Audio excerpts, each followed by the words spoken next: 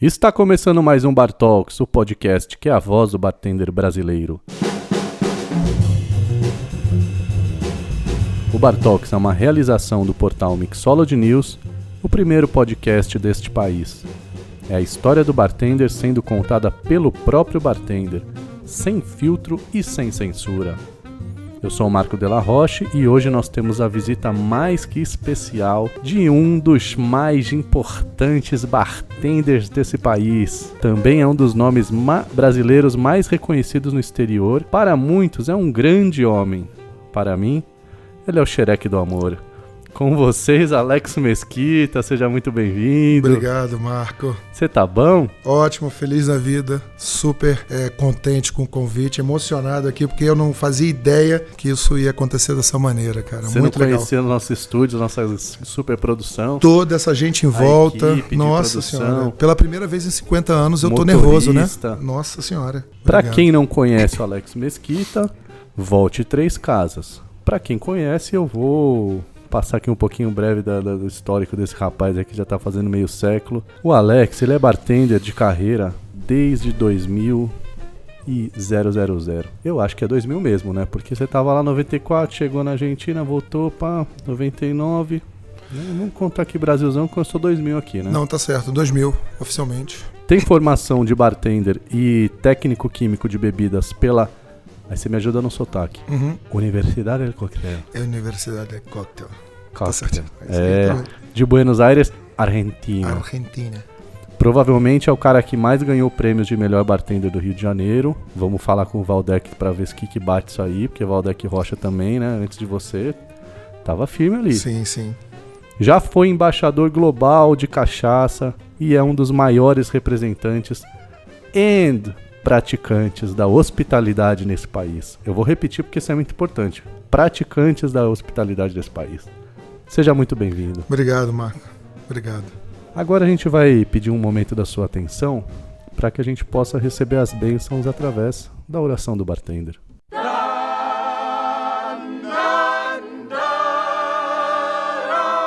Pelo santíssimo sinal do rabo de galo redentor, livrai-nos das corote e das ais. Que nunca nos falte a simpatia de Dale DeGroff ou uma dedada apropriada de Gary Regan. Não nos deixeis beber de litrão, mas lembrai-nos de não mais fechar o bar. O coquetel nosso de cada dia nos dai hoje, que a graça do mestre Derivan recaia sobre nós para todo sempre. E que nos bares ninguém diga ser um mixologista, e sim... bartender. Vamos falar do que interessa? Vambora. Vamos lá?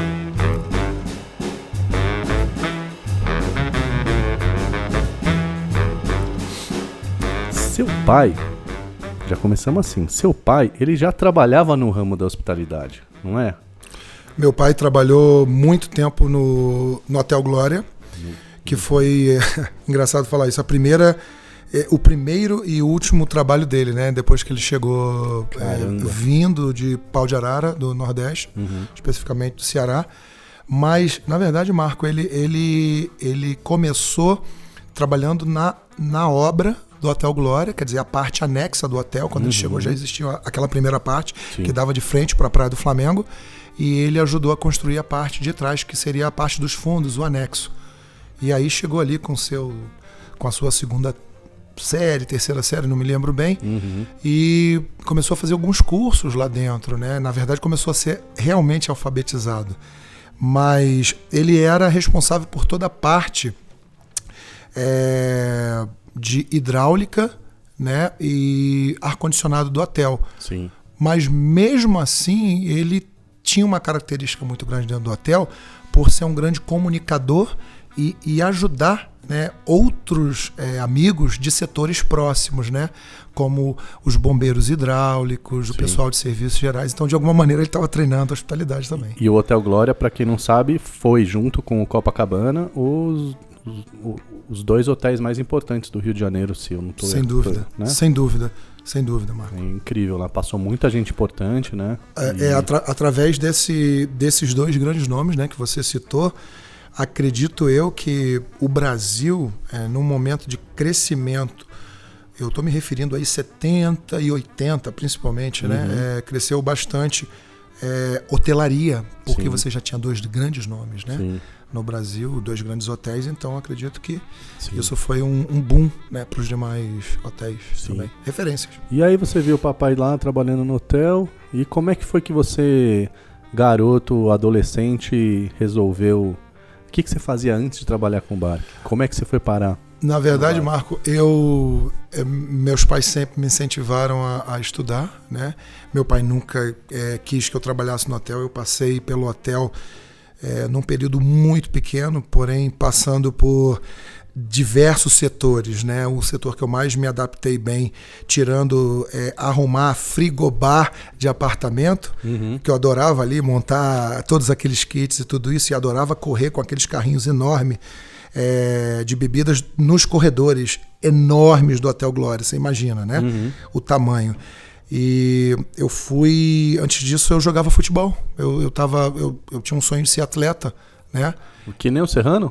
Exatamente, que nosso querido Serrano, né? Eu cheguei a jogar bola, fui até o último ano da categoria de juniores do Fluminense, mas o meu primeiro clube que eu joguei foi o América. Em Vila Isabel, que hoje, atualmente, lá é o shopping, né? Onde tem o shopping, era o campo do América Futebol Clube. Sim. E você jogava em que posição? Eu era zagueiro, jogava na zaga. Caramba, já pensou? Copa de 2006, ia estar lá, de um lado, Alex Merquita, meio campo ali, avançado, Marcelo Serrano. Disse que ele jogou bola, hein? Eu acho que ele jogava assim, cara. Tem cara de quem joga. Você eu já não sei muito bem, não tô vendo essa... no aspecto zagueiro a gente já, né? No aspecto de zagueiro batedor, eu tava ali, né? Pro que precisasse, né? Eu acho que zagueiro você... Acho que vai sim. E aí você foi parar no bar. Como que é esse negócio? Bom, Marco, eu tava tentando a carreira, como eu falei, né? Eu tava tentando a carreira de jogador de futebol e... abandonei os estudos por uma questão óbvia, né? Eu estava tentando subir de categorias e sempre almejando clubes maiores, né? No Rio de Janeiro você tem ali aquele grande pelotão de elite, Flamengo, Vasco, Fluminense, Botafogo, né? Bangu também na época era um time que era difícil ganhar, tinha um plantel bacana, e o América, né? Então acho que eram esses clubes que assim os meninos idolatravam naquele momento. Então eu tive um acidente de carro quando eu estava saindo do Fluminense para tentar carreira em outros times. E aí, no caso, eu ia para Minas Gerais, né? Eu ia para Belo Horizonte. Eu sofri um acidente de carro, um acidente bem sério, e fiquei 1 ano sem andar. Então, foi um impacto lateral, né? E eu tive afundamento da cabeça do fêmur, e aí, naquele momento, eu pendurei as chuteiras. Eu já não podia mais jogar. Caramba. Sabe? E aí você chegou... largou o futebol e caiu pro bar. Isso, não, larguei o futebol e tava totalmente isolado, né? Porque acreditava que poderia chegar, né, a ser jogador. E fiquei um período em casa de recuperação, porque é um período bem difícil, né? Eis que, um belo dia, sessão da tarde, qual o filme que estava passando? Lá vem aquele lá que acabou com a vida de todo mundo. Quase nenhum bartender assistiu. Coquetel com aquele menino feio, Tom Cruise, né? Vem cá, você acha que o Tom Cruise fez mais pela coquetelaria do que Jerry Thomas? Não. Com certeza não. Eu vi o filme 250 vezes, né? Vamos dizer assim, brincadeira. Eu vi bastante... Você teria entrado na coquetelaria pelo Jerry Thomas? Pelo Jerry Thomas? Fica uma reflexão aqui. Caramba, Marco. Mas é só eu caçando assunto aqui só. Daqui a pouco o pessoal aí já tá aí nas redes sociais. Daqui a pouco... Tom Cruise, te amo. Olha, assim, eu me identifiquei muito com a história dele, Marco, pelo simples fato de no filme, ele ser um recém-administrador de empresas formado, tentando a carreira em Nova York e batendo em grandes gigantes multinacionais, e óbvio que ele não tinha currículo, ele ganhou vários não, né? No meu caso era um pouquinho diferente, eu tinha abandonado uma carreira jovem ainda, né?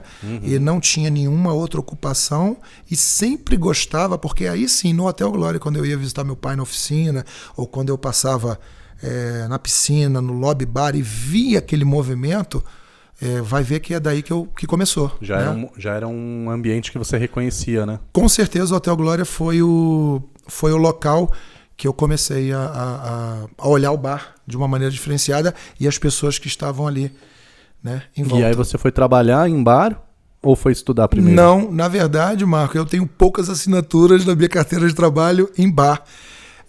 No Hotel Glória não me deixaram trabalhar, óbvio, porque eu era menor assistido, né, no período em que eu estagiei lá. E também eu comecei a falar, essa coisa de recepção é bacana, mas tinha que ter a fluência em algum idioma.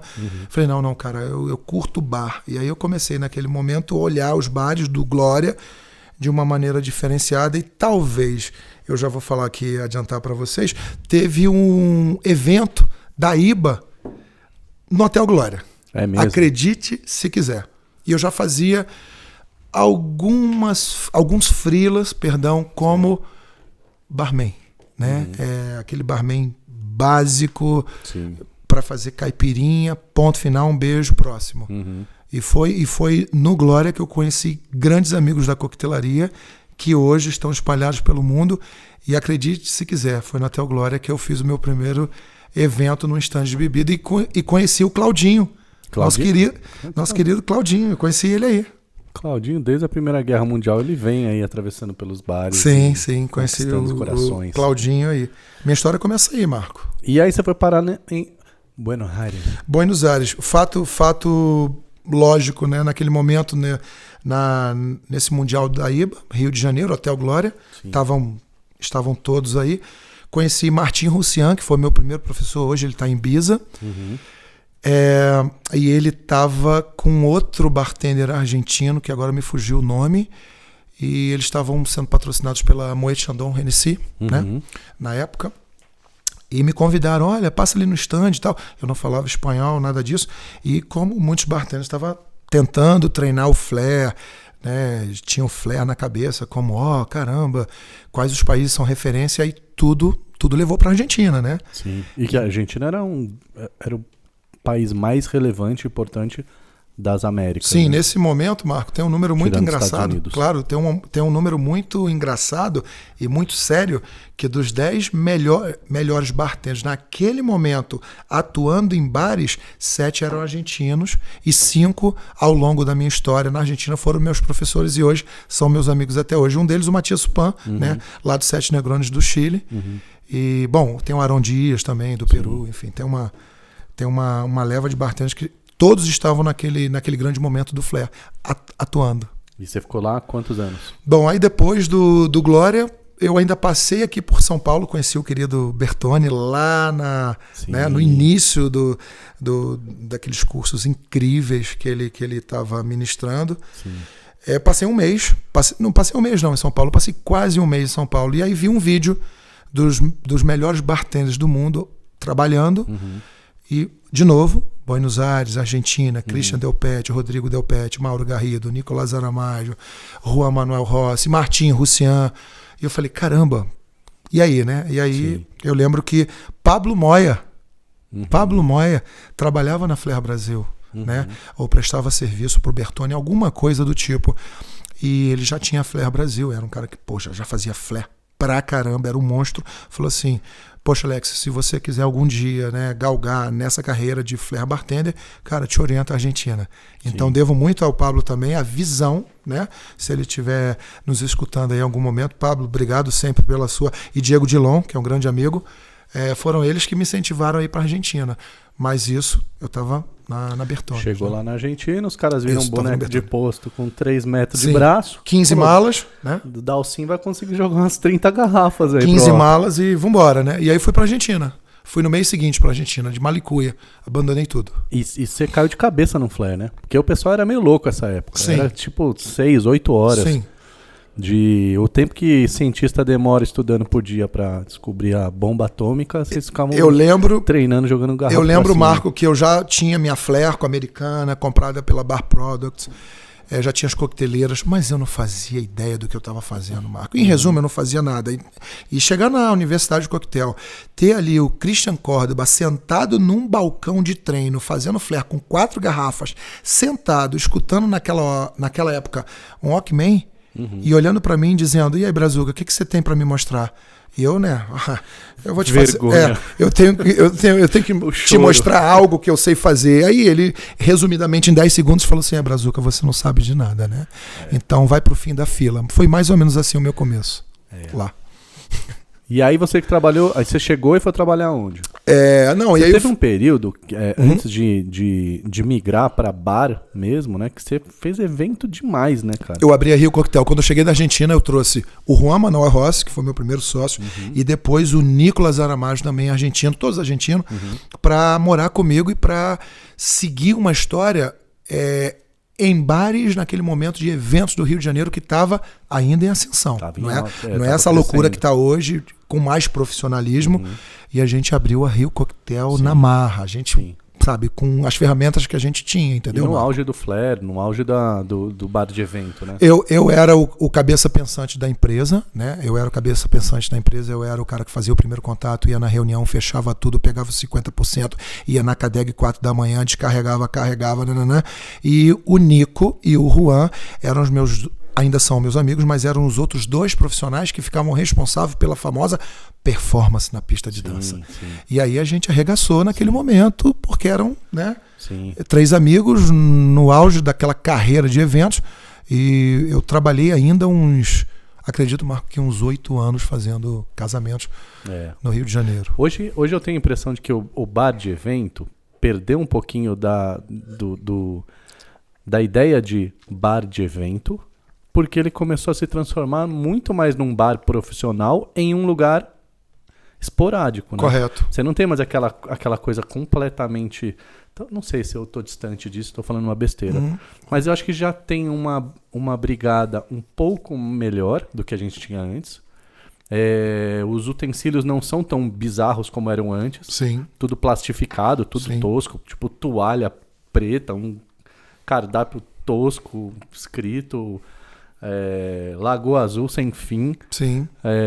Hoje, você vai ver, você tá tomando Moscow Mule, Sbagliato, Spritz, Gin Tônica, e tudo, Negroni. Sim, faz todo sentido. Então a gente profissionalizou bastante, né, bar de evento. Ô Marco, você sabe que eu levei 3 anos para fazer um Cosmopolitan num casamento.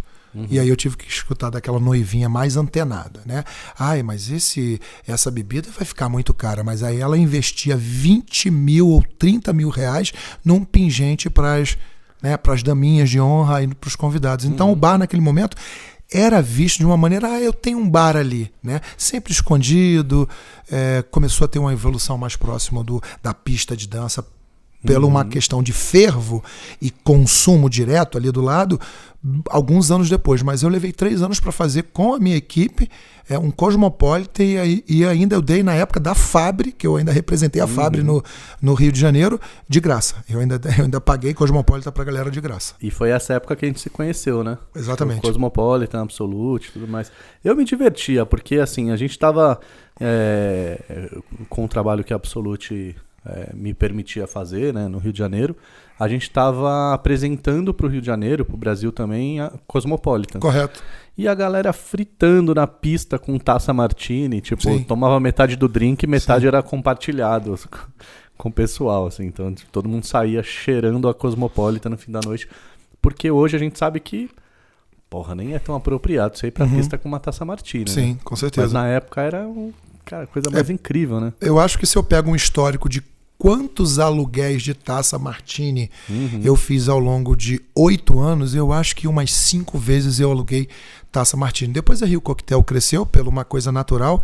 Nós fizemos aí em 8 anos mais de 2.000 eventos, contabilizando casamentos, 15 anos, que também já era um problema, todo mundo querer beber álcool, né? Menor de idade, ainda é hoje, né? Mas a gente trabalhou muito com esses pequenos eventos e foi aí que a Rio Coquetel explodiu pelo boca a boca, né? Nesse momento. E aí a gente se conheceu no elevador do Copa, né? Como é que chamava? Não, lá era o Rio Atlântico. Atlântico Rio, que agora virou Porto Bay, se não me engano, né? Tava inaugurando. Tava inaugurando. Muito legal. Que época. Tem uma pessoa querendo falar com você aqui. Caramba. Vamos ver. Um salve aí aos ouvintes do Bartox. Alô, Alex Mesquita, grande. Alô, Marco Della Rocha, homem das tarefas impossíveis. Quem fala aqui é Conrado Salazar, bartender em BH aqui já há um bom tempo. Hoje encabeçando o projeto de remodelação do Piratas Bar. Então, Alex, você tem tido experiência muito grande aí nos países latino-americanos, né, aqui da América do Sul, vários, esse intercâmbio grande com eles. Fala um pouco pra gente dessa experiência, como tem sido, o que você tem visto lá que está faltando aqui, o que você tem visto aqui que está faltando de lá, né, essa contribuição mútua que você está ajudando a construir aí. E é isso, cara, né? Todos os países tiveram um grande boom da coquetelaria nos últimos anos. Acho que você tem, né, como embaixador da coquetelaria brasileira, você tem contribuído muito para esse intercâmbio. Relata pra gente um pouco disso, tá? E é isso, um grande abraço a todos aí, parabéns ao Marco pelo Bartok, a gente precisa disso. Valeu. Dessa troca de experiência entre todos nós. E é isso, vamos que vamos. Valeu, um abraço. Ô, queridão, um abraço, viu? Bacana a pergunta, hein, Marco? Gostei. Bom, na verdade, Marco, eu queria deixar bem claro aqui que eu fiz uma opção de estar defendendo os países sul-americanos com a nossa coquetelaria. Mas quando eu me refiro à nossa coquetelaria, não é levar só a brasilidade e falar de todos os biomas. E aí você vai num bar que um determinado bartender está trabalhando, ou diz que trabalha com bioma, e ele te oferece um bourbon para beber, né? Então eu comecei a mudar um pouco isso, esse meu ponto de vista, e comecei a falar assim, cara, vamos unir mais forças. Está o caso do nosso querido Tati Giovannone, né? Uhum. Que elevou o nível da coquetelaria argentina para o mundo e os países sul-americanos. Uhum. Então eu fiz uma escolha. Quando eu saí, na verdade, a gente fez um pacto, né, entre aqueles grandes amigos, né, e professores, que era defender não só a Argentina, mas defender todos os países que estivessem do lado, com um único propósito. Somos latinos, sim, senhor, falamos um idioma que é mais cálido, né, que é mais caliente, e vamos compartilhar a informação. Foi isso que eu fiz. Então, essa pergunta é muito bacana, porque eu abri mão de trabalhar na Europa num determinado momento, ou de conhecer outros países, inclusive América, né? Eu estou me referindo aos Estados Unidos, pelo simples fato do idioma, né? Então, eu falei assim, cara, tem tanta coisa para a gente conhecer no nosso próprio país, no Brasil, e tem tanta coisa boa pra gente conhecer em países tão próximos. Eu tive agora, até troquei mensagem com você uns meses atrás, na Colômbia, cara, me surpreendi. Que nível de bares com um ano e com gente tão capacitada. Então, respondendo a pergunta também, os caras estão trabalhando com muito foco, não estão com essa loucura de vamos defender só os ingredientes locais e os produtores locais. Isso já acontece, mas assim, vamos defender uma coquetelaria bem feita. Né? Sim. Eu acho que eu tô querendo fazer isso. Eu sigo fazendo isso e tento passar para as pessoas. Muita gente me fala assim, Alex, eu penso em ir num bar tal para São Paulo porque eu quero trabalhar lá. Faz o dever de casa primeiro, né?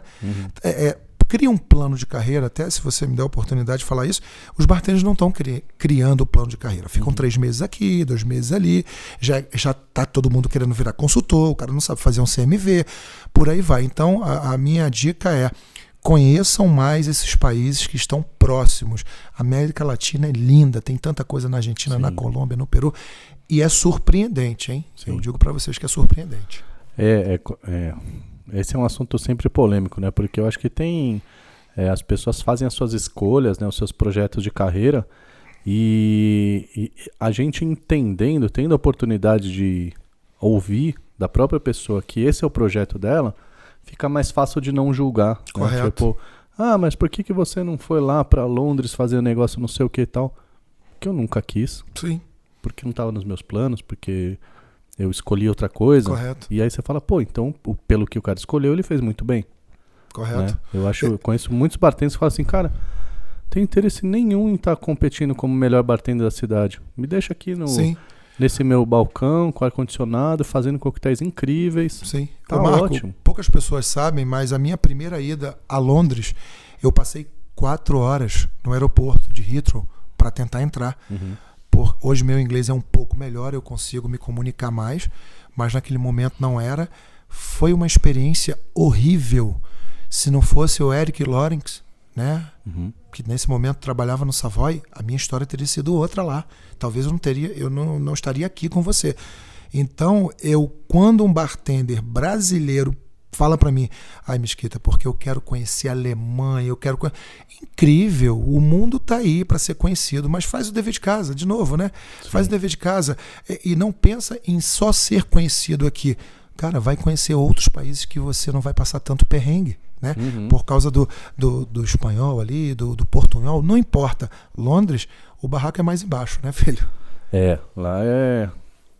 Ali pra mim, Londres, Nova York, que eu não conheço, mas acompanho desde a última década, são os lugares onde é mais complicado você chegar. Sim, muito mais. De resto, São Paulo não tá muito longe, não, desse segundo escalão aí, que envolve Paris, Madrid, não conheço Tóquio, mas acho que a gente tem aí Buenos Aires, tem tanto bar legal, cara, aqui do lado, né? Às vezes o cara gasta uma vida inteira para não conseguir se comunicar com ninguém em outro país, não entender a cultura do lugar, e você tem aqui do lado, baratinho, Marco, Buenos Aires, sim, com tanta história legal. O que acontece é o seguinte, você chega em Londres e você chega num bar que tá, não sei, Marienbeck.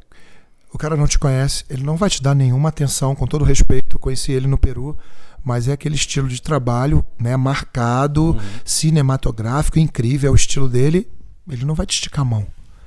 E dependendo do bar que você esteja, você não pode tirar uma foto, você não pode sentar no balcão, aquelas regras malditas, né, que eu particularmente, eu não volto num bar desse. Não, eu vou contar então a minha experiência rapidamente, um bar que eu não volto mais, exatamente você me fez lembrar.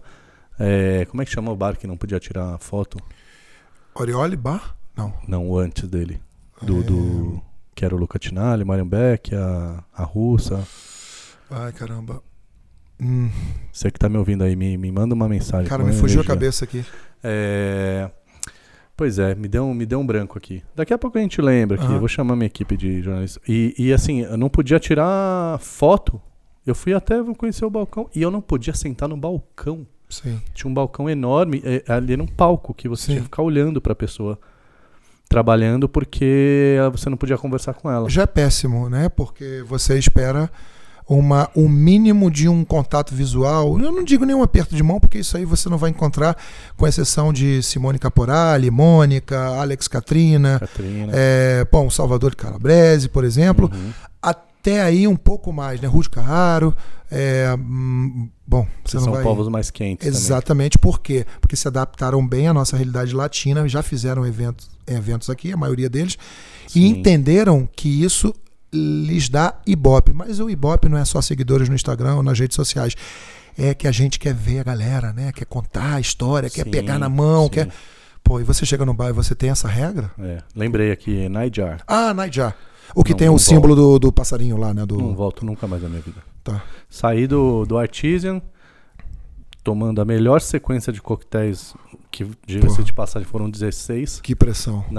A melhor sequência de coquetéis da minha vida, e no outro dia fui para um bar que... Uma pena.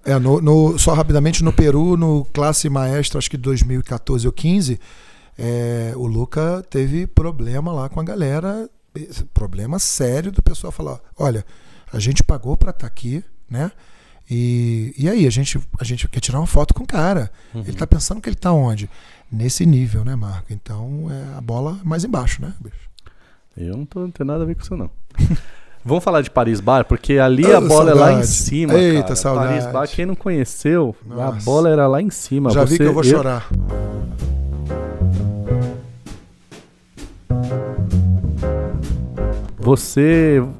Quando você ia no Paris Bar, você não conseguia sentar direito, você não pedia a entrada, porque tinha um gigante que saía do bar e ele ia lá, ele te apertava, te abraçava, ele te... Não, pode parar por aqui, né? Para por aí. E foi a primeira experiência de que eu posso dizer assim, pelo que eu entendi, de um projeto de hospitalidade que eu vi acontecendo nesse país, de fato. Sim, 2013, Marco. Início de 2013. 2012, Eu já tinha fechado a Rio Coquetel, tava no pior momento da minha carreira. Eu lembro disso. Tava muito mal, prestes a me separar. Fechei uma escola de bar durante 2 anos que não deu resultado. Em meio ali, o Bar do Copa, que você conheceu, tinha só alguns pequenos gigantes trabalhando lá, né? O Pisante, né? Nosso querido Pisante. Por onde anda o Pisante, né? Enfim, até mandei uma mensagem para ele esses dias. Você tinha o Paulinho, eu subi, o Astor, o Astor, você tinha o Neia. Então a Jéssica tava arrebentando no Mesa. E eu falei, caramba. Jéssica Mesa essa época? Acho que já era 2012 Mesa. Não, depois. Não? Tava o Stemler essa época. Gustavo Stemler. Não, tem razão. O Guga e Jéssica um pouquinho mais pra frente. E o projeto lá começou em janeiro de 2013, oficialmente. Paris Bar. Sim. E foi ali que você ganhou, cara. Na época, você levou todos, né, pra casa. Foram... Todos os prêmios que apareceram, quase todos passaram na sua mão. Às vezes você batia ali o melhor bar com o Mesa Bar, ou com o Bar do Copa. A gente tem um número bem relevante aí, Marco. Esse número, se matemática é uma ciência exata, a gente não ficou de fora de nenhuma indicação, ou pelo menos de 2013 a início de 2016, a gente não ficou de fora de nenhuma nomeação, ou de um grande parêntese em grandes revistas, né, como a Prazeres da Mesa, por exemplo, e veículos como a Veja Rio. Que nem o Flamengo, nunca foi rebaixado. Graças a Deus, não. Essa aí eu não tenho no currículo não, meu amigo. E aí, ó, de acordo com um estudo que foi realizado pela Universidade Flaming Moe, conhece? Hospitalidade e sustentabilidade foram as palavras mais supervalorizadas nos últimos tempos pelos bartenders, passando hard shake e handmade. Sim, com certeza. O que é hospitalidade pra você? Bom, Marco, a hospitalidade pra mim é... Assim, eu tenho essa frase já há um tempo, né? Cara, trate a outra pessoa da maneira que você gostaria de ser tratado e trate o cliente como cliente da maneira que você também gostaria de ser um dia um cliente, né? Porque hospitalidade é tomar conta, né? Até no BCB, aquela palestra incrível, né? Com a Carol, a gente falou um pouco disso, né? Cara, é cuidar de quem está na sua frente ali, ou está um pouquinho mais pro lado, é cuidar da pessoa, é a pessoa ser vista, né? Quantos de vocês aí que estão escutando a gente já chegaram no bar e não foram vistos pelo bartender porque ele está conversando de mimimi com alguém da indústria? E aí eu falo, puta, e o cliente, cara, que paga essa conta toda? Então, para mim, Marco, hospitalidade é literalmente tentar equacionar, tomar conta desse cliente e dos demais clientes, até sendo redundante, da mesma forma, né? E quando você está num bar, cara, você está trabalhando com bebidas, misturas, encantamento, quer dizer, é não tirar o olho dos demais, porque alguém pode sair ali prejudicado, né? E Sim. Espero que não seja nenhum amigo ou nenhum cliente. Para mim é isso. E era incrível, cara, o que acontecia lá no Paris, porque você via que todas as pessoas estavam movidas por esse sentimento de acolher, de entender o cliente, de dar essa atenção, né? Sim.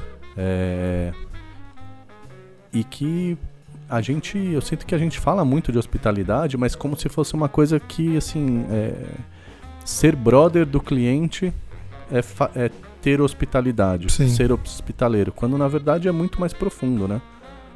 Você entender o cliente, perceber o que ele quer, o que ele precisa e dar na medida que ele tá precisando. No Paris Bar agora tá o Dani, né? O Dani já assumiu já há um tempo, Dani Milão. Dani, um abraço para você aí. É um fera, mas ele preferiu continuar no anonimato e continuar preparando coquetéis incríveis e que combina com o bolso do cliente, o paladar. Ponto. Ele não é nem melhor nem pior. Sim. Eu acho que esse é o grande legado que eu pude deixar lá. E outra coisa, eu tinha condições, né, de sentar na mesa do cliente para falar o coquetel. E eu não estava preocupado se a casa tinha 35 ou 40 pessoas, porque existia aí um número limite de até 50. A gente nunca deixava chegar a 50. Isso foi conversado lá internamente, com exceção de eventos e aniversários que batiam um pouco mais, mas eu não estava nem aí, porque eu ia dar a mesma atenção nas outras mesas, né? Sim. Isso que é importante falar, né? Tem um carioca querendo falar com você aqui. Ih, rapaz, vamos ver. Fala pessoal, beleza? Meu nome é Raí Mendes, trabalho aqui no Rio de Janeiro, no grupo 1403. Ah. E aí, Alex, tenho 2 perguntas para você. Beleza, meu cara. Como que você vê a cutelaria brasileira fora do eixo Rio-São Paulo? E fora desse eixo, qual que é os lugares que você está vendo uma grande evolução? Pô, excelente pergunta, hein? Bom, todo mundo sabe que há muito tempo o mercado, né, só olha Rio e São Paulo. Eu tenho amigos em BH, eu estou querendo muito conhecer BH nesse momento de coquetelaria, porque tem bares incríveis, inclusive tem um grande amigo nosso, o Ed, que, enfim, está sempre lá. O Ed está aqui esse fim de semana. Tá esse final de semana, né? Maravilha. Eu estou querendo conhecer mais o mercado. Agora, o que acontece de fato é que nas outras regiões onde não existe tanta coquetelaria ainda, existe um mimimi por parte de um grupo pequeno de bartenders dizendo assim, não, porque aqui não chega isso, não, aqui não chega aquilo, não, eu não tenho isso. Gente, vamos tirar a bunda da cadeira e vamos trabalhar, né? As mídias sociais estão aí para serem comunicadas de alguma forma e lamentações não pagam contas, né? Não trazem uma melhor perspectiva e aí cabem a nós e a outros bartenders ou a outros profissionais cada vez mais em visitas nessas regiões fomentar o que está acontecendo. Para isso a gente usa as redes sociais, né? Então eu acho que Nordeste tem um mercado incrível. Eu tive agora em Curitiba, no Raiô, fazendo 3 noites lá com 2 chefes estrelados Michelin. Cara, no dia que eu estava era aniversário do nosso querido Igor Bispo, né? O Kodama foi me visitar, o Ariel, enfim, eu infelizmente não pude visitá-los e bateu aquele sentimento do tipo, caramba, não tive tempo. Mas vi uma cena acontecendo ali e isso é muito bacana. Eu gostaria que os outros estados, as outras cidades também se conscientizassem disso, né? Vamos seguir o nosso próprio caminho para melhorar a nossa coquetelaria local e vamos divulgar isso para os outros estados do Brasil sem o mimimi, porque a gente comentou aqui antes de começar, né, sobre Manaus, o que não chega e tal. Pô, a gente foi lá e tentou fazer uma história. Então, gente, vamos acordar para isso, né? Vamos parar desse mimimi. Eu gostaria de ver outras cidades trabalhando tão bem quanto São Paulo e Rio, né? Acho que aí por trás está uma coisa chamada união entre os bartenders, né? Que é importante. Eu acho delicado. Assim, não tem. O Brasil é enorme. Sim. Acho que a gente até falou isso em algum outro episódio. O Brasil é enorme e não tem outra São Paulo. O Rio de Janeiro é grande, mas não é São Paulo. Correto. E o São Paulo tem esse pró e tem esse contra de ser enorme. Porque as coisas elas nascem e elas morrem numa potência monstruosa. Às vezes você pega cidades, até capitais aí pelo Brasil, pelo litoral, que você vê que tem um bar bom abrindo por ano. E aí você vai junto, como a gente vê nessa crescente, né? Você vê, ano que vem vai ter mais um bar bom, no outro tem mais um bar bom. Aí fecha um, sobram 2 bons, aí abre mais um. E você vai crescendo assim aos poucos, mas não tem como ser. O Nordeste, Fortaleza nunca vai ser a cidade do rodeio. Porto Alegre nunca vai ser a capital da capoeira.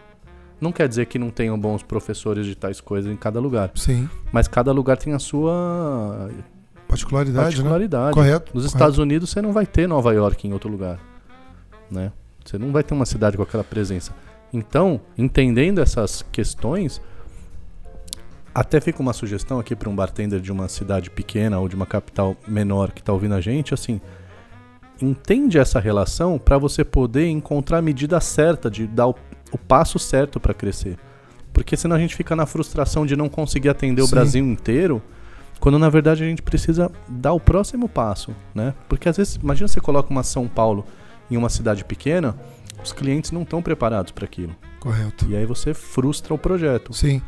Então tem esse equilíbrio acho que tem que acontecer. Quando eu saí do Rio de Janeiro, né, pra Argentina, todo mundo de eventos falou assim, mas pô, você é um babaca, você é um louco de ir pra Argentina, fica aqui na zona de conforto, vamos jogar bola na praia, né, vamos comer biscoito Globo e tomar mate-leão na beira da praia com sol trincando o Kengo. Não, peraí, eu vou ver o que está acontecendo lá, porque quando eu voltar eu vou ter uma fonte de inspiração. Então até é legal você falar isso para os outros bartenders que estão escutando a gente. É interessante ter esses pontos de referência e quem sabe criar uma história, né, onde vocês estão trabalhando. vamos sair da inércia, né? É difícil, mas acho que tá. Tem prós e contras, né, de trabalhar numa cidade menor e em São Paulo também, uma cidade grande. Que também não é Londres, né? Se a gente for ficar reclamando que São Paulo não dá tamanho de Londres. A gente fazia isso poucos anos atrás. Porque não vem ninguém pro Brasil, né? E agora a gente começou a receber. Exatamente. E estão começando a ir para outras cidades também, né? Acho que é um movimento natural. Verdade. E aí, meu caro, sabe? Diga-me. Pô, esse papo tá muito bom aqui, cara. Tá muito bom demais. Eu quero saber de você como que foi a tua experiência aí. Eu tive a honra de passar o bastão pra você, né? Uhum. Lembra disso, né? Lembro. O TACAP. Foi? É verdade. É o TACAP, pô. Foi o TACAP com a fitinha e tudo. Com a fitinha. Pô, que momento bonito aquilo, hein? Você é louco. O Mesquita, ele foi durante 2 anos, certo? 3. 3 anos? 3 anos embaixador global da Cachaça Leblon. Isso.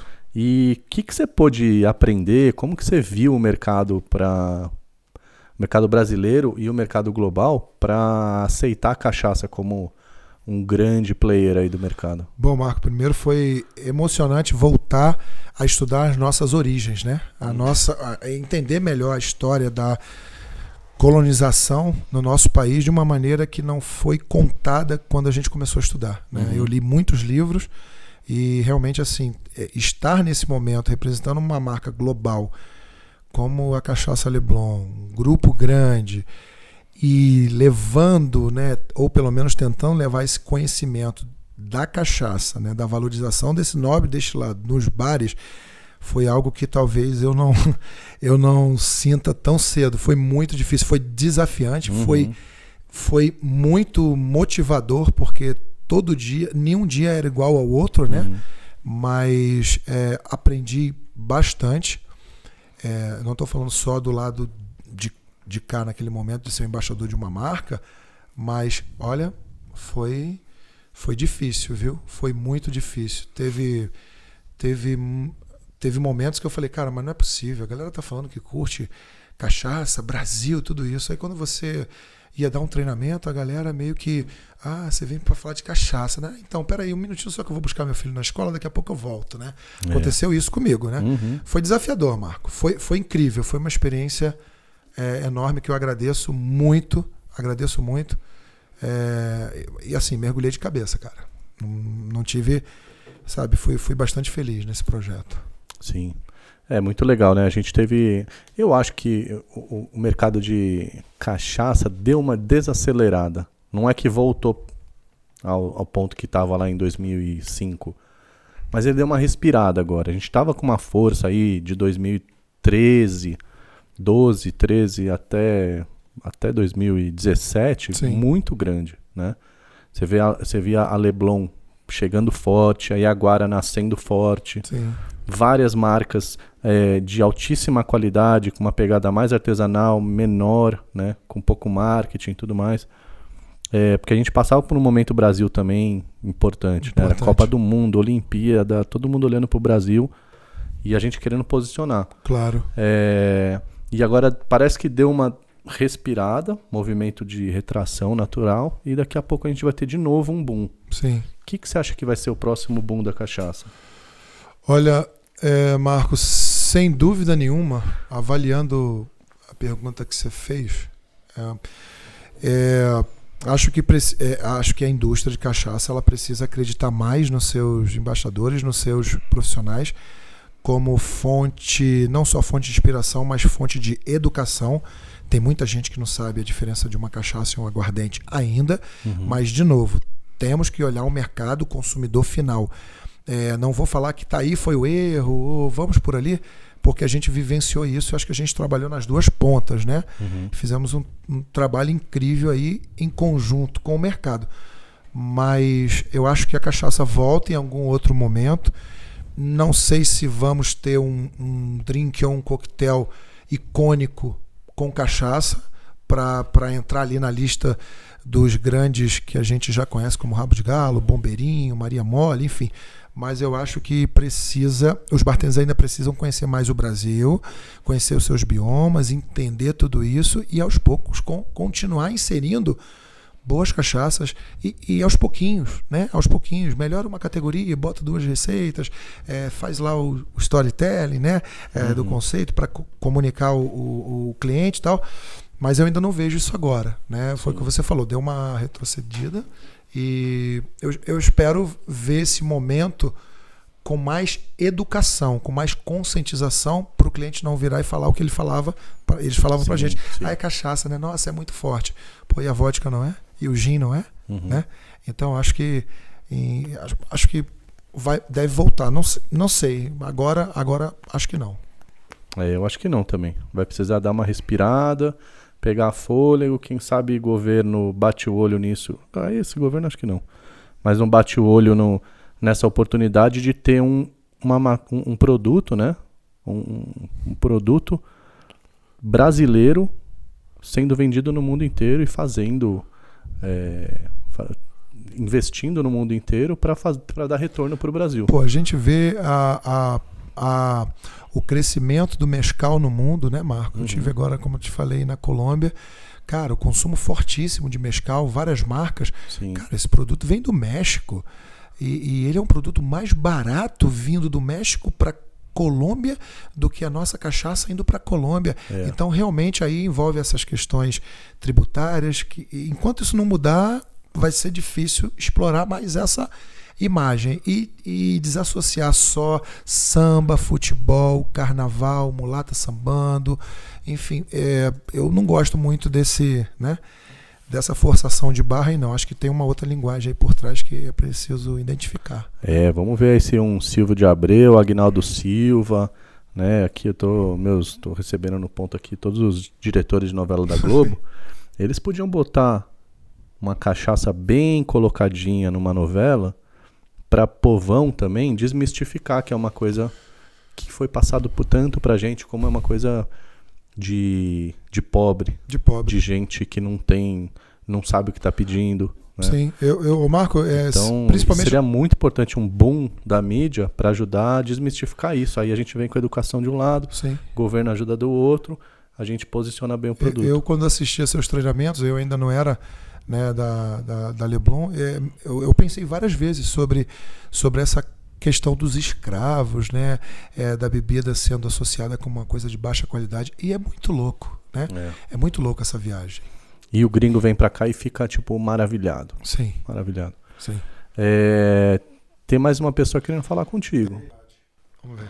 Oi, Marco. Oi, Alex. Aqui é o Vini Lopes, gestor de bares do Grupo São Bento. Tudo bem? Grande Vini. Minha pergunta para vocês é como trazer o foco da nossa coquetelaria para os nossos biomas, sabores e histórias, ao invés de ficar e manter a coquetelaria atual apenas como está, eurocêntrica e sem espaço para a nossa latinidade, que é tão rica e tão proveitosa. Um grande abraço. Fui. Opa, grande. Obrigado aí pela contribuição e pela pergunta. Bom, Marco, é o que a gente já está falando aqui há um tempinho, né? Os bartenders às vezes se unem, fazem campanhas entre si, criam grupos, e aí você vai no bar desses profissionais, um coquetel na carta com cachaça, mas está todo mundo reclamando. E aí a gente vai continuar bebendo Manhattan, Negroni, Boulevardier, Old Fashion. Porra, cadê a cachaça? Né? Então eu literalmente, depois que você passou o bastão, eu briguei durante, no bom sentido, 3 anos para valorizar a cachaça no mais alto patamar, e tentei incluir nas minhas viagens a cachaça de uma maneira muito elegante, e ninguém falou nada. E ela, mas fica bom esse troço aí, fica bom, fica maravilhoso. Sabe assim? Uhum. Então, quando a gente fala de biomas, também não vamos viajar muito na batatinha, não, porque a gente sabe, né, desses cruzamentos que a gente tem no Brasil dos biomas, e determinados lugares que a gente não tem a determinada fruta, então o bartender se frustra, e aí ele acaba fazendo um xarope de cumaru com não sei o que, e aí a cachaça vai ficando de lado, vai ficando de lado, vai ficando de lado, e aí ela tá quase lá no rodapé do cardápio, né? Então acho que literalmente é botar o pau na mesa e falar, galera, olha só, nós temos tantos tipos de cachaça, vamos criar uma história, e esse vai ser o perfil, que é o sumário, né? Que a gente fala de uma carta. É importante o cliente ler esse sumário. Às vezes o bartender, né, que diz que também é hospitaleiro, joga o cardápio no colo do cliente. Ô, meu amigo, se vira aí, olha, tá aqui o cardápio. Tá tá errado isso, né? Ele é a pessoa mais importante dentro de uma operação para reeducar, no bom sentido, né? Os clientes e para educar, inclusive, era o que eu fazia no Paris Bar, porque todo mundo falava assim, pô, um drink com cachaça aqui nessa casa, olha, nós temos uma receita sensacional, criada assim, assado. A gente vendia, porra, qual é o problema, né? Então eu acho que é começar a inserir mais nas cartas e falar pra galera, olha pessoal, venha beber coquetéis incríveis e a gente tem 1 ou 2 coquetéis ali com cachaça. Aí vai começando assim, formiguinha, Marco. Formiguinha. A gente tem um país que é do tamanho da Europa, mais o Caribe, e ainda sobra um espacinho. Então, os nossos desafios aqui de falar do que é Brasil é muito louco. Porque Sim. tem gente ouvindo a gente em Belém agora, Claro. que conhece um Brasil diferente da gente aqui no Sudeste, outra pessoa ouvindo a gente no Sul. Então, às vezes você falar de bioma, é mais fácil você falar de Japão do que de Caatinga, Claro. para quem mora no Pampa. Sim. Porque o cara conhece lixia, chá verde, Sim. alga e um monte de coisa. Aí o cara não conhece um monte de fruta e que tem na Caatinga, que está dentro do nosso país. Vamos um pouco mais longe. Eu até deixo aqui essa pergunta para todos vocês aí que estão escutando a gente. Quantos de vocês, bartenders ou até aficionados na coquetelaria, tem mais de 5 livros falando sobre biomas no Brasil ou dessas regiões, né? Mata Atlântica, Cerrado, Caatinga. Tem muito material aí. E aí daqui a 10 anos vai ser a mesma historinha. Não, porque eu não tinha acesso. Você tem acesso, sim. E às vezes quando entra, né, a ideia de bioma, entra com um trator, né? A pessoa vai servir refrigerante de sabor bioma X. Sim. Tipo, cara, aplica como se fosse um produto, um ingrediente como qualquer outro. Claro. Às vezes você nem precisa falar, porque você precisa ali de um sabor de taperebá que você não acha em outra fruta. Sim. Você não precisa inventar um storytelling para servir taperebá. Pronto. Coloca lá e funciona. Sim. Enfim, muitas coisas a falar. Eita. Esse Brasilzão, meu Deus. Brasil sem fim. Quais são os próximos rumos agora, né? Eu sei que é difícil para conquistar o seu primeiro milhão, mas depois que a gente conquista, né, Mesquita? Saudade. Como é que a gente... Quais são os próximos rumos na sua carreira? O que você pretende para daqui 10 anos, nos próximos anos aí? Olha, Marco, até alguns anos atrás eu pensava em não abrir bar, primeiro pela questão tributária, né, impostos, tudo isso que impossibilita, mas depois, conversando com a minha esposa, com a Cissa, ela sempre me alerta muito, me abre os olhos de que caminho seguir, né? Eu acho que eu devo abrir um bar ano que vem, né, ou Rio ou São Paulo. Com o Caporale na Praia de Copacabana. Na Praia de Copacabana, essa foi ótima. Você lembra dessa história? Lembro. Deu um B.O. a isso, cara. Como que foi? Como foi que você recebeu essa história? Não, o Simone estava no Rio, né, comigo lá, com a Melissa, a esposa dele, e ele estava no programa da Fátima Bernardes. Aí ele me manda mensagem dizendo: Mesquita, que porra é essa, bicho? Nós vamos abrir um bar aonde, cara? Copacabana, bicho. Conheço Copacabana só de... Era um quiosque tique em Copacabana. Dia... Alex Mesquita e Simone Caporale. Nossa, Mixology News em primeira mão. Meu deu Deus esse furo de notícia. E foi punk, porque me ligaram jornalistas. E aí, Mesquita, pô, que legal, a gente vai estar com você, com certeza. Falei, peraí, gente, o que está acontecendo, né? Vindo informação de todos os lados. Quase que o velhinho foi pro saco, viu? Ave Maria. A única coisa é que era 1º de abril, né? Exatamente. E a gente fez a questão de contar essa história. Nossa Eu recebi um recado de madrugada um print do Caporale, tipo, o que tá acontecendo aqui? Calma, cara. Pô, foi suado o negócio, né? Mas foi divertido depois, né? Agora vai abrir mesmo. Agora eu vou abrir mesmo. Não, Marco, eu tô investindo bastante numa área que eu já fazia, mas agora eu vejo que eu não fazia, que era a área de consultoria, com estudo, com diagnóstico. Tive a oportunidade de, meses atrás, fazer um curso com você, né? Até recomendo bastante também pela parte profissional, de diagnóstico, de entender aonde que está realmente circulando o dinheiro do teu cliente, de como circular esse dinheiro. Mudou bastante coisa. Eu continuo fazendo as consultorias, estou atendendo alguns clientes aqui em São Paulo, Rio também, e tenho esse projeto aí do bar, já, aqui em São Paulo, né? E quero voltar a atuar aí no balcão novamente. Tô com saudade. Para São Paulo? Para São Paulo. Então não esquece Folha de São Paulo, Veja, primeira mão aqui, Mixology de News. Com certeza, eu quero voltar aos balcões, cara. E você sabe que eu tenho um fetiche, né? Eita. Você sabe disso aí? Rapaz, cadê aquele boneco que tava em cima da mesa? O que é, meu irmão? Eu gosto de ficar vendo o Instagram das pessoas e chegar até a primeira página, a primeira postagem. Ave Maria. Só que você fez a gentileza de postar 3.000 fotos, Entendi, né? bicho. Então eu passei turno da minha vida rolando foto até chegar lá. Travou 2 vezes meu celular, só pra você saber. E a conexão caiu quantas vezes Eu aí, né? consegui chegar. Tá Consegui chegar. Dia ver. 1 de julho de 2013. Ave Você sabe o Maria. que você tava fazendo? Dia 1 Primeira de julho? foto do seu Instagram? Cara, Paris Bar. Você tava recebendo o prêmio de melhor barman do ano pela Veja Rio. Paris Bar, com Você vê? certeza. Olha só que Eu notícia. acho que eu tava com a roupinha preta, pode ser? Uma domazinha com preta? coletinho preto. Ah, tem razão. Não, esse negócio de doma preta pra bartender aí, eu vou deixar esse negócio pra lá, que senão a gente vai estar aí. Rapaz. Colete, pode ser. Uma vez eu fui fazer uma palestra, acho que era, posso falar besteira, um evento de gastronomia. Tá. X. E eles fizeram, cara, gentilmente, uma doma branquinha. Um doma ou uma doma? Acho que é uma doma. Uma doma. Bom. Com o meu nome aqui. E aí? E eles falaram assim, pra você usar na palestra. Cara, eu achei estranho. Eu falei, cara, mas isso aqui não é a vestimenta oficial? Não é como o chapéu do confeiteiro, do chefe? Não é uma vestimenta séria? E eu falei, olha, eu sinto que não faz sentido pra mim. Eu não vou ocupar o espaço de uma profissão. Enfim, essa é a minha interpretação absolutamente pessoal. Correto. De bartender usando doma. Não, já me perguntaram, inclusive conversei uma vez com o Serrano, né?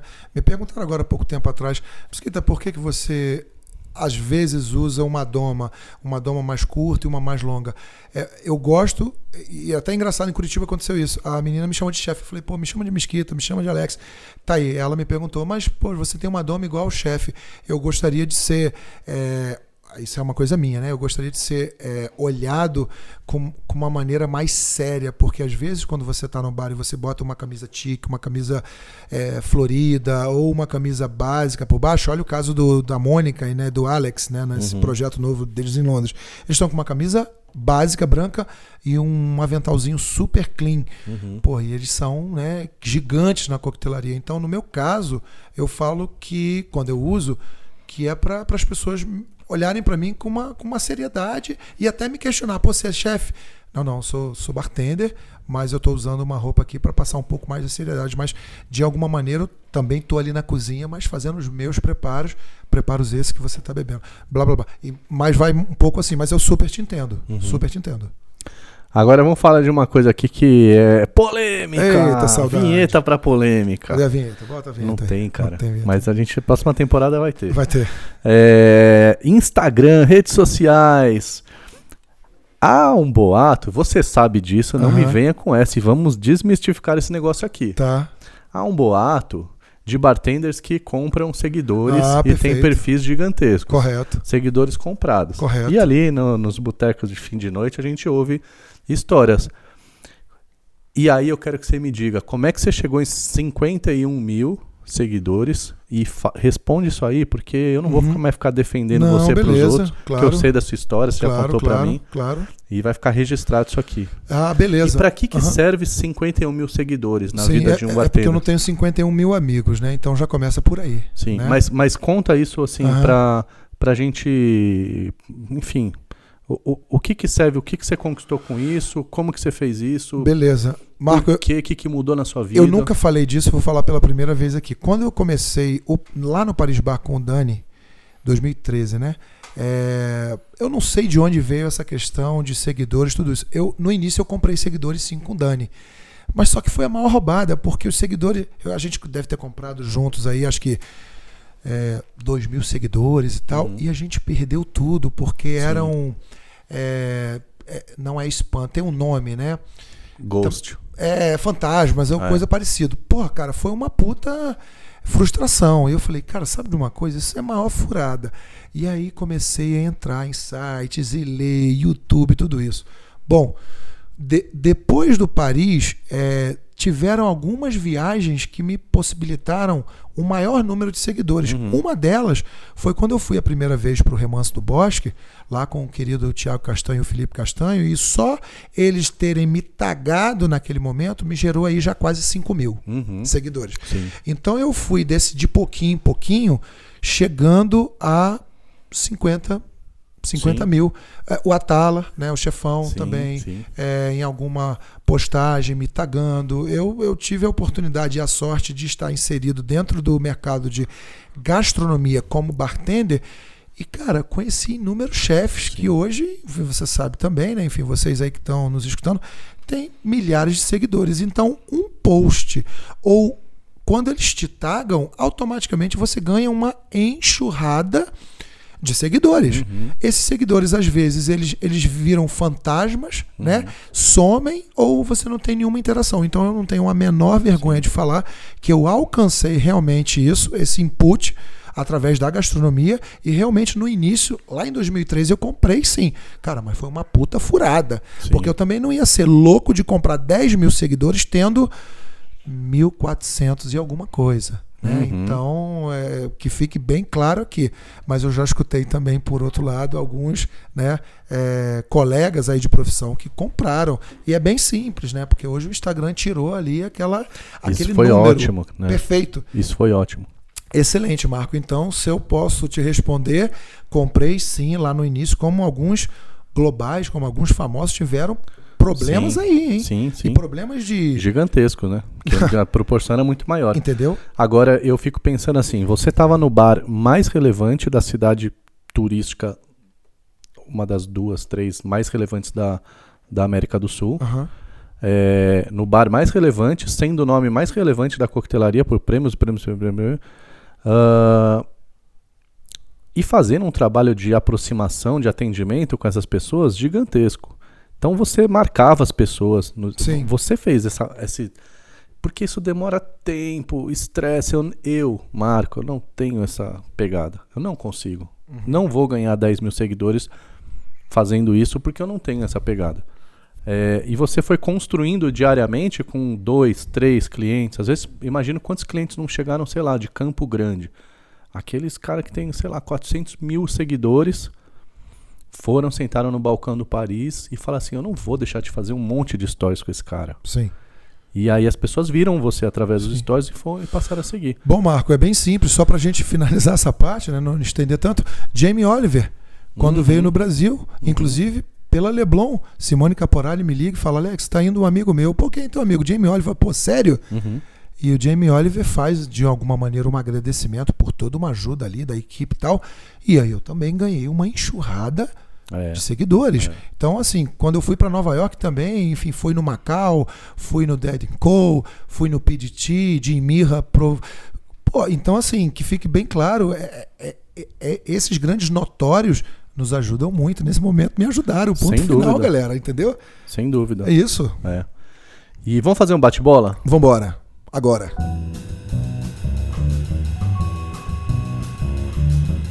Papo. Vamos ver. Quais foram seus mentores de bar? Matias Supan, Aron Dias e Mo Canepa. Quem é Mo? Mo é um dos bartenders mais incríveis. Tá num bar na Argentina, foi meu professor de coquetelaria clássica, um dos caras que eu mais aprendi coquetéis, não só de famílias argentinas, mas coquetéis para o mundo, né? Quem tiver a oportunidade de ir para Buenos Aires, Mo Canepa, depois eu vou deixar. Ele está trabalhando numa tabacaria, tá uma coisa meio isolada, mas assim, é um bartender que quando você está no balcão, o tempo para, né? Esses foram meus mentores. Quando o cliente tem razão? Olha, quando o cliente tem razão, bom, quando ele está feliz acima de tudo, né? E ele tem que se manter um pouco educado também, né? Porque eu discordo um pouco dessa coisa o cliente tem sempre razão. Aí o cara chega no teu bar, derruba um copo, uma coqueteleira, e ele tem razão. Se ele está vindo, sei lá, triste ou por qualquer outro motivo de outro local, o cliente tem razão desde o momento que ele tenha toda a razão. Se você tivesse que escolher entre uma coisa, as coqueteleiras ou o Flamengo? As coqueteleiras ou o Flamengo? Não, as coqueteleiras, com certeza. Qual é o seu drink favorito hoje e por quê? Meu drink favorito, daiquiri. Foi o primeiro que eu aprendi. Na verdade, foi o segundo que eu aprendi a fazer na Argentina. O primeiro foi o mojito, né? E eu lembro como hoje o Mo comentando, olha, os clássicos são os mais difíceis para preparar. Se você tem uma variação muito grande deles sendo servidos de maneiras diferentes, não é clássico, né? Gosto muito do daiquiri por ser levemente azedinho, né? Cítrico, levemente doce também pelo açúcar. Eu gosto muito do daiquiri, com certeza. Pra qual figura você nunca serviu um drink e você gostaria de servir ainda nessa vida? Caramba, eu escutei tantos episódios e eu falei, caramba, essa pergunta um dia pode passar. Que figura? Caramba, Marco. Tem uma só, né? Uma só. Uma só? Não vem passar pano aqui, não. Não, tá bom. É uma figura... Qualquer uma? Tem que ser da coquetelaria? Não, qualquer pessoa. Não precisa nem ser pessoa. O gato do Thundercat, pode falar. O Sasha. Eu gostaria de ter servido o Sasha. Por toda a história dele do Milk Honey e tudo isso, né? Verdade. Sasha, que Deus o tenha. Do que você se arrepende nessa vida? Eu jurei pra mim que eu não ia falar isso, mas eu me arrependo de ter aberto uma escola no momento que eu não podia financeiramente abrir no Rio de Janeiro. Eu não tinha feito uma pesquisa de mercado bacana para abrir uma escola, mas todo mundo, não, você tem que abrir, você é isso, você já trabalhando com coquetelaria, não, mas não quer dizer nada, né? Eu me arrependo de ter aberto uma escola no Rio de Janeiro e não ter dado aluno, por incrível que pareça. 2 anos. Tive 3 alunos. Você sabe que eu ouvi essa história sua Isso com mais profundidade e a gente tava numa piscina no Triângulo das Bermudas. Que saudade. Não lembra? Exatamente. E você, Triangle, olha aí. Bacardi Triangle, coisa linda. E você contou essa história pra mim, cara, e eu fiquei realmente pensando, porque eu tava num momento de finalizando Mentes Brilhantes, né? Fechando o Mentes Brilhantes, entrando no bar, né? O Casa Café que eu tive. E você contou mesmo que era assim, cara. Ali quase eu desisti da profissão, quase eu parei mesmo. Foi porque, imagina, né, Marco? Todas as bebidas. Eu tinha 200 garrafas só nas prateleiras. 200 garrafas. 50% do que eu tinha de produto foi doação. Desde uma geladeira da Red Bull até os xaropes da Fabre. Garrafas que os clientes nos casamentos tinham me dado. Eu chegava e pedia, olha, tá aqui o que sobrou, do que você me pagou, do que a gente tem em contrato. Poxa, você me arranjou uma... Tinham garrafas raríssimas, né? Chegou clientes lá uma vez e falou assim, esse Royal Salute é original. Eu subi na escadinha, peguei, servi, já fazia lá os gelos grandes, enfim, nessa época. E eu me arrependo porque... Cara, eu tive 3 alunos pagantes. Um deles foi nesses sites de compra coletiva, ainda por cima, que me deu o trabalho do cão. E todo sábado para dar aula para aquele miserável, né? Então eu fiquei... Cara, me bateu uma vontade de morrer, cara, sabe? Assim, eu falei, cara, sério mesmo que eu tenho que vivenciar isso? Se tem todo mundo aí falando isso, que eu sou aquilo, papapá, mas aí eu... 2 anos dessa experiência. 2 anos. Eu me afundei em dívida aí, Marco. Foi aí que foi minha queda livre. Então aí fica uma dica aí, né? Ninguém perguntou, mas eu vou falar daqui minha opinião. Pra você, bartender, que está morrendo de medo de fracassar na vida e acha que nunca vai acontecer, exatamente. Ouve a história de como é que dói o fracasso, para você também poder se preparar para esse momento, porque vai chegar. Quando chegar, receba bem isso, para você poder renascer do fracasso. Eu na escola, né? Marco, eu tive um momento que a minha esposa estava com uma quentinha debaixo do prédio, com meu filho no carrinho, olhando pra mim que eu tava no sobrado, e ela falou assim, pô, você vai descer pra pegar a sua quentinha? Eu falei, pô, Cissa, de cima, né, conversando, coloca aí na porta que eu já vou descer. E eu tava atendendo um condenado que não ia pagar R$200 num curso, mas eu tinha na minha cabeça que eu ia vender um curso, que eu ia pra frente. Cara, não deu certo naquele momento, então eu abri muito mão de outras coisas, família principalmente, então quem tá escutando a gente aí, família é tudo, né, sempre, e por um propósito de abrir uma escola. Eu era muito poeta, né, quem não foi, né, mas tudo bem, passou, foi duro demais e estamos aqui. É isso aí, estamos aqui.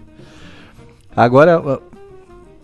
Quem não sabe, né? Essa história é graças a Marcela. Tem uma Marcela Sobral aqui. Saudade. A Marcela Sobral te deixou em 2016 um assunto aí, né? Foi. Polêmico. Querida. Você conhece o gelo que não derrete nunca? Rapaz, esse gelo que não derrete Você nunca. lembra dessa matéria? Rapaz, lembro. Eu li essa matéria de cabo a rabo e tava falando que não derrete, a pedra não derrete, né, em Sim. X horas. Sim. Foi uma... Não, os clientes no Paris Bar perguntavam, ficavam encantados, né? Porque eu tinha um Cloud9 Ritual lá, né? E aí eu fazia o gelo bola, gelo gigante. Trabalho do cão pra fazer, mas tava lá, né? E aí o cliente olhava pra mim e falava: Mesquita, esse gelo... Não era Mesquita, era Alex, né? Alex, esse gelo não derrete. Não, esse gelo não derrete nunca, meu amigo, porque o cliente tem sempre razão, né? Então, óbvio que ele derretia, mas demorava muito, Marco. Aí, em média... E a gente vinha de um mercado de sacão de gelo, né? Sim. Era essa a realidade. Acho que o Paris foi o primeiro bar que meteu mesmo o gelão no Rio de Janeiro. Tô falando besteira? Marco, eu já... Bom, fato, né? Pra mim... Ou foi uma marca do Paris? Sim, né? foi uma marca. Acho que 2010, Mentes Brilhantes, pode ser? O Spencer acho que foi o primeiro no Brasil a fazer. Acho. Minibar? Pode ser?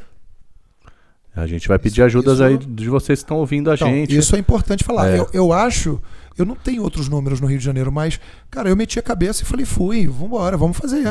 Né? Eu tinha lá uma câmera de congelamento, inverti tudo, e não tinha Rochizac, Icemetric, não tinha essas máquinas modernas, não. Era na raça, eu e o Dani lá. E nesse período de 3 anos aí, foram 4 pneumonias, né? 4 pneumonias que eu peguei, né? Literalmente entrando numa fria, com certeza. O pulmão tá fininho, né? Como que era você na escola? Cara, na escola eu era o político, né? Eu era o falante, eu não fazia trabalho, mas eu tava lá na frente falando do trabalho, né? A minha condição era assim: não vou estudar, não gosto de estudar, mas o que é pra falar aí? Então eu era o carinha, né, que ia lá pra frente, falava e tirava nota boa. E sempre tava pendurado. Recuperação o tempo todo, né, bicho? Porque eu não estudava.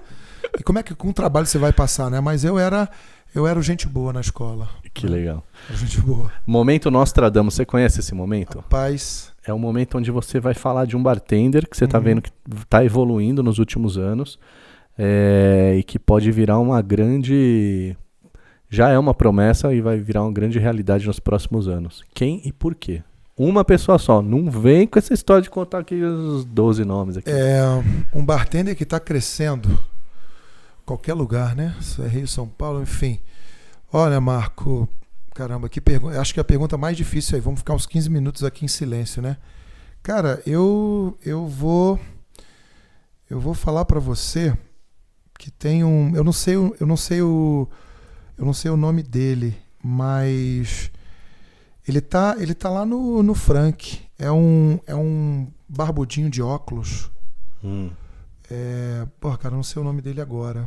Pô, vê aí nos seus arquivos aí, vê com a produção aí. A gente já tá pesquisando, a produção já começou a se movimentar. Eu tenho visto tanta coisa bacana dele, eu tenho visto uma movimentação profissional, postagens muito relevantes, amigos, clientes que estão indo lá para beber, que bebem da mão dele, estão bebendo muito bem, embora tenha que ter padrão sempre, né?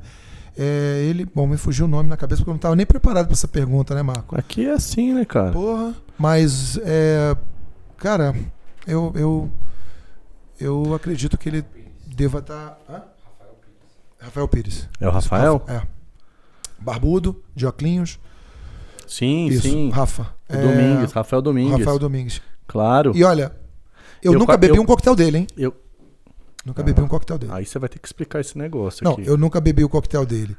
Porque todos aqueles que já foram lá, que me conhecem e que eu sei que entendem de sabor, falaram, cara, sempre muito equilibrado. E eu, como você sabe, eu tô muito ligado às redes sociais, tô tentando, né, descobrir novos nomes para tentar fazer aí em alguma rota, conhecer, me apresentar, ver a galera trabalhando, que eu gosto de ver a galera trabalhando ali, né? Sofrendo ali, literalmente, brincadeira. O Rafa, para mim, é um cara que vai...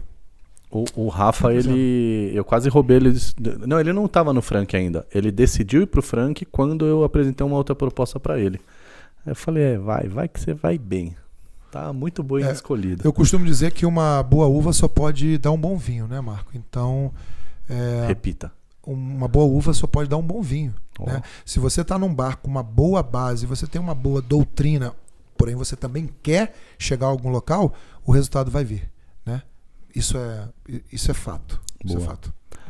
Vamos para a saideira? Vamos embora. Já? Aqui... Pô, não bebi nada, pô. Tinha aqui um... O que tinha aqui? Um vinho. Um Long Island aqui?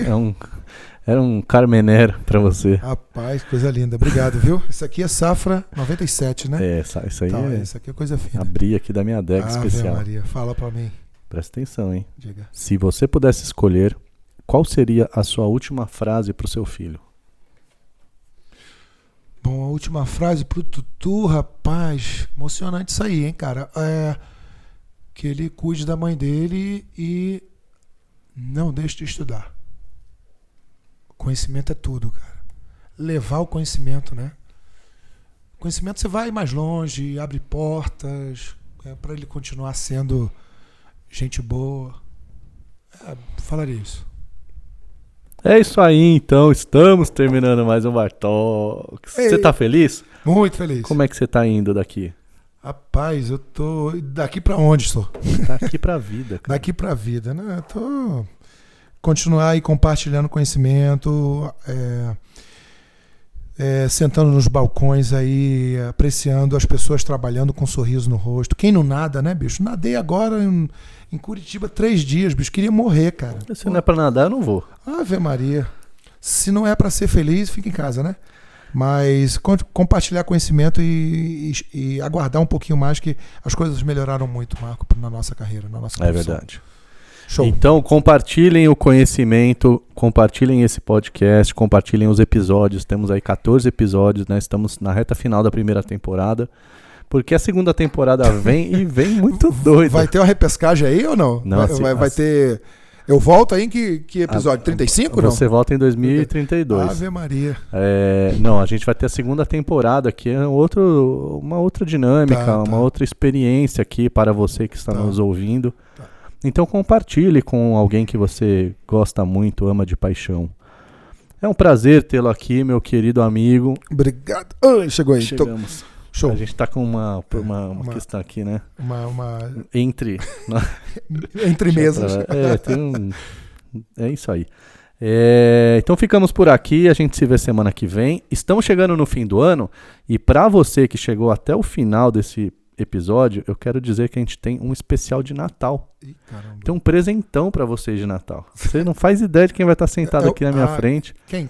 Não, mas não vou contar aqui. Eita. Eu só vou dizer que começa com... O Bar Talks é uma realização do Mixology News, o podcast que é a voz do bartender brasileiro.